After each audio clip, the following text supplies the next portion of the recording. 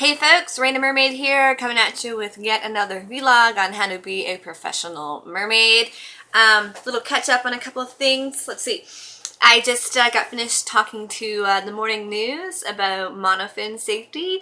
You may have noticed that there's been a lot of problems in the media with people not really understanding them and getting a little bit freaked out and pools banning them. So I'm really encouraging mermaids to reach out to their local media, reach out to their local pools, and try to advocate for yourselves and for kids who want to use fins. And I put a brand new resource out there.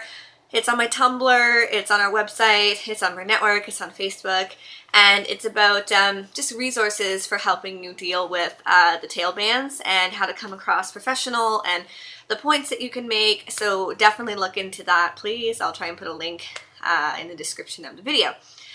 Some of you have been following our time visiting with, I call her Miss K. She's our little friend who's been in and out of the hospital and been quite sick, and a lot of mermaids have sent me packages. I've got like 1 million of them right here, and they're going to be given to her. We're just sort of waiting to hear from her parents to see how she feels soon and make sure she's doing a little bit better before we go in there. It's like, there, get the light better here, not so dark. I'm enjoying my mermaid hair. If you saw my video long about going to the hairdresser and taking care of mermaid hair, and it's getting there. It's still pretty short in real life. I'm not sure what that is. But I'm enjoying the extensions, and as you can see, I still get the mermaid look going on. So today's vlog are my top 10 points that you should know about being a professional mermaid and rules that you should follow. They're in no particular order. They're just sort of 10 fast, quick rules that are just really important that you should remember, and I'll probably do another one with like the next 10. So in no particular order, number 1, put your tails on beside the pool or get someone to transport you to the pool. Do not hop in your tail, especially on camera. It makes us all look really weird, and you increase your risk of damaging your tail and falling on your face and breaking your nose. Everyone has seen the viral video of the kids that they're using as a way to sort of say, oh, these tails are dangerous and blah, blah, blah. And the kids are hopping around. Please don't do that. Please don't. Sometimes you have to stand in your tail. I get it. It happens, but just don't do that. We look like lunatics. Like, this is a pretty strange and out there job or hobby. We don't need to make it look any stranger or out there. So please put your tails on beside the pool so that you can just hop into the pool just like that instead of having to scoot your butt along the side or stand up and jump or whatever.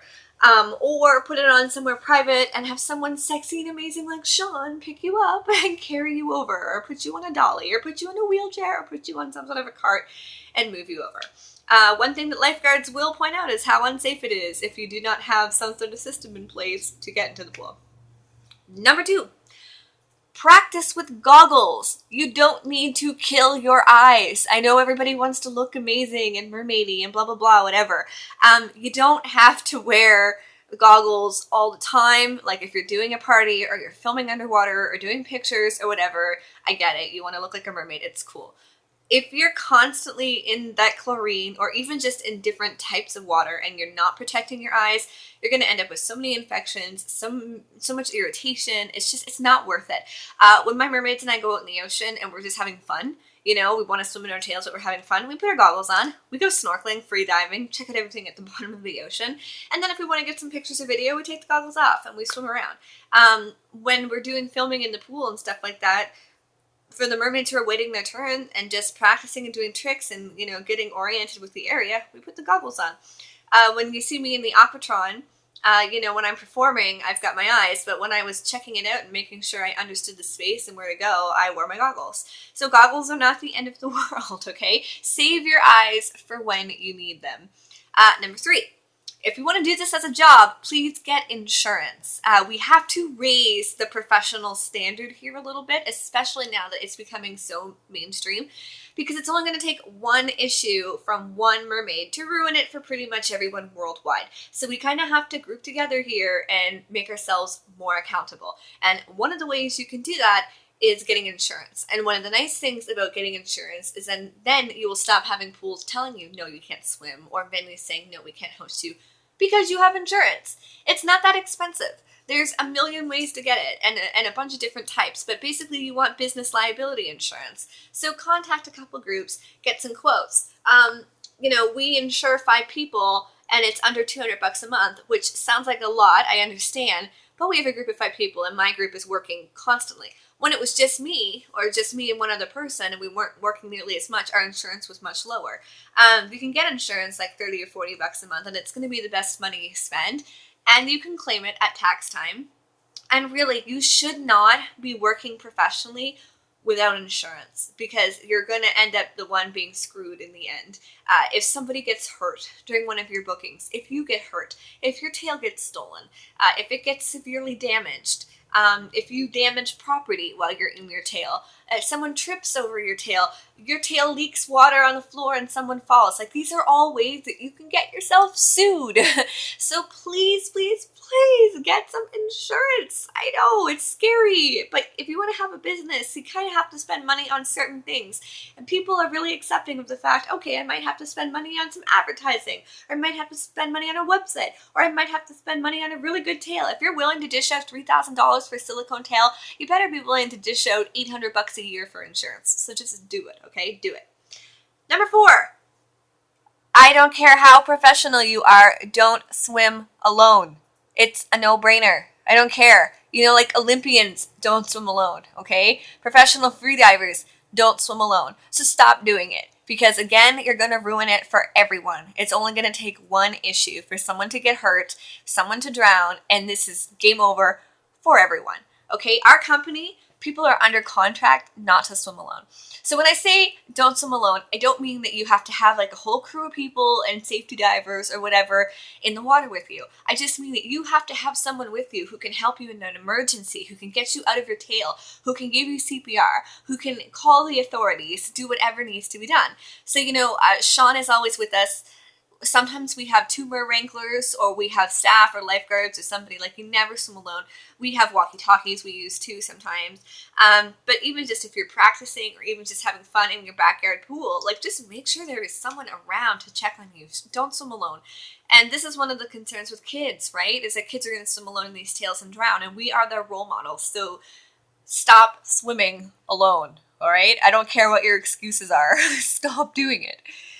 Number 5, based on my last vlog, and you saw all the stuff about your hair, always wash your hair right away after getting out of the chlorine, because even if you rinse it, that chlorine is still in your hair, it's still chemically active, it's still killing it, and it's still deteriorating the follicle and making it more porous and changing the color. It's still in there until you really wash it out with the chlorine shampoo that deactivates it. So you need you need one of those special shampoos, a clarifying shampoo. It has to have a citrus base, okay? Number 6, always thoroughly clean and dry your tails, or you will end up with mold. And if you get mold, the mold eats away at the silicone, makes the silicone more porous, which makes more mold get in there, and eventually your silicone ends up so damaged beyond repair that you will not enjoy swimming in your tail, and it will lose all its stretch. It'll break. It'll be no good. So I have a couple videos on my vlog about cleaning your tail. There's a couple different methods. Just make sure you do it. I know it's such a hassle, and even I forget sometimes. When you get home from a gig and you're tired and you have all your gear and you're soaking wet and you want to wash your hair and get all your stuff done, someone's got to get that tail opened up, rinse it out, use a wipe or something on the inside to scrub out any debris, or a bath brush like I've shown in my videos. Rinse it really good and stick a fan up in there so it dries all the way through. Use a towel to get rid of like the really like sopping wet stuff, but stick a fan in. You can get these tiny little fans, stick them right in, just let it do its thing, and you're good. You don't want a mold infestation, because that's what happened to my first Marbella's tail, and I think it would have lasted a couple more years if I didn't get a mold infestation. So there you go.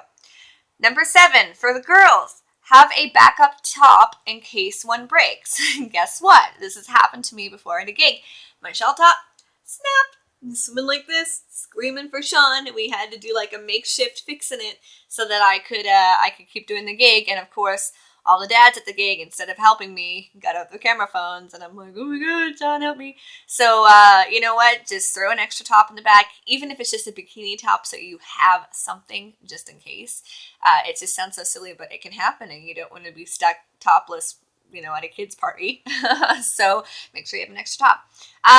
Number 8, pack clean, dry underwear, because nobody wants to sit in the wet bathing suit bottom on the drive home. And I say this from personal experience because I always forget to pack clean, dry underwear or a change of clothes.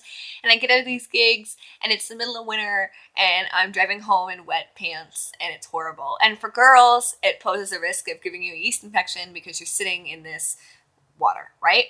So definitely make sure you are packing yourself change clothes and underwear. Okay. Number 9, always pack more towels than you think you're going to need.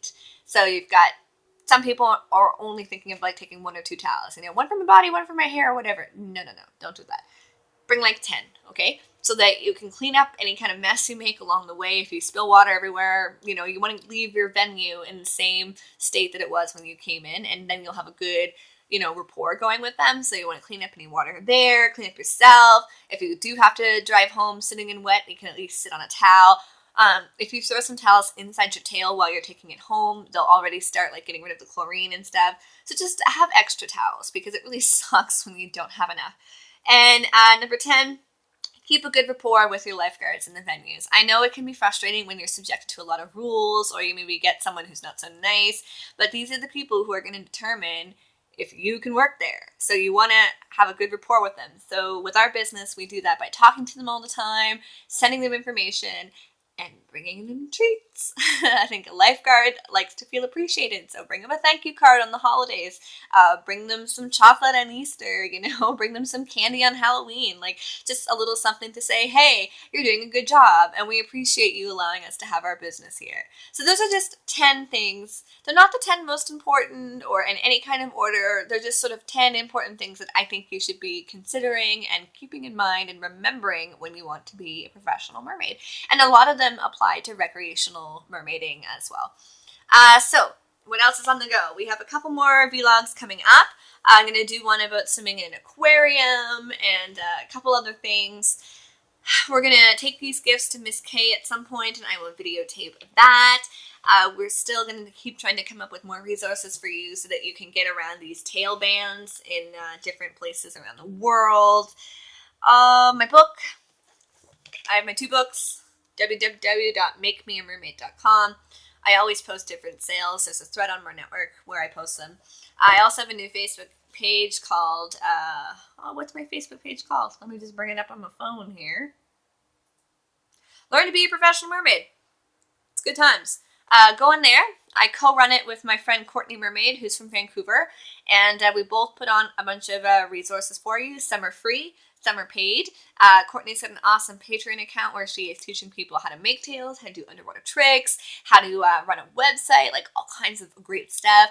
I've posted some information on how to monetize your YouTube account, and I post all my vlogs there, and I post all the discount codes for my books.